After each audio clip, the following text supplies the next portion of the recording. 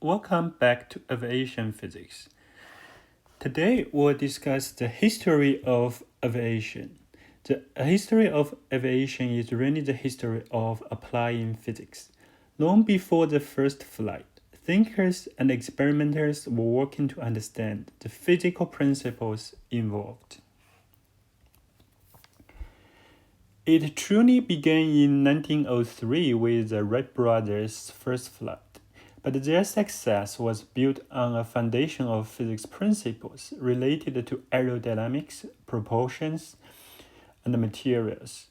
As we move through the World War and into the modern era, our understanding of airfoil shapes, jet propulsion, and even sustainable fuels has been driven by physics.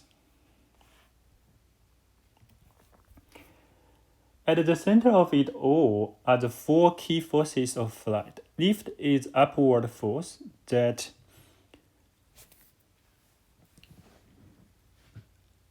opposes weight generated by the wings. Weight is the force of gravity pulling the aircraft down. Thrust is the forward force from the engine. And drag is air resistance that opposites thrusts. We will spend a lot of time on these four forces this semester. This is a visualization of what the four forces look like. The groundwork for understanding these forces was laid centuries ago. Newton's law of motion in the 1600s gives us the language of forces. In 1738, Bernoulli's principle helped explain how lift is generated through pressure difference. And in 1799, Sir George Cayley was the first to properly identify and separate the four forces, paving the way for everyone who followed. Later in the 1890s, Otto Ingesoll of Germany became the glider king. He applied physics by performing over 2,000 glider flights, gathering the first real-world data on how wings actually work. Those are a few pictures of the early gliders people used. The Wright brothers' breakthrough was so significant because they were true experimentists. They achieved controlled, powered flight because they did their homework. Their use of wind tunnel research was revolutionary, allowing them to optimize their wings design based on data, not guesswork. Of course, this led to the Wright brothers in 1903. What made them successful? They were brilliant engineers who thought like physicists. They didn't just use trial and error.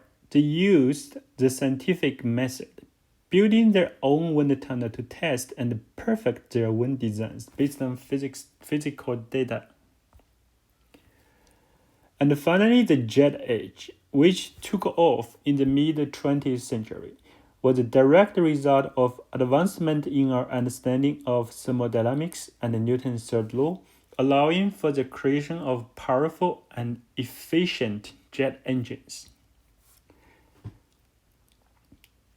Those are a few modern combat aircraft. Those are the picture of the rockets. So, to wrap up our introduction today, here are the key takeaways. First, physics is not just an abstract subject. It provides the fundamental rules that make all of flight possible. Second, the aviation industry is built on the scientific method, a process of testing, analysis, and refinement that drives innovation and ensures safety. And finally, a deep understanding of units and dimensions is a non-negotiable, critical skills for every aviation professional. In our next lecture, we'll continue building our toolkits by reviewing some essential maths, including vectors and trigonometries, which we will need to precisely describe motion. I'll see you in the next lecture.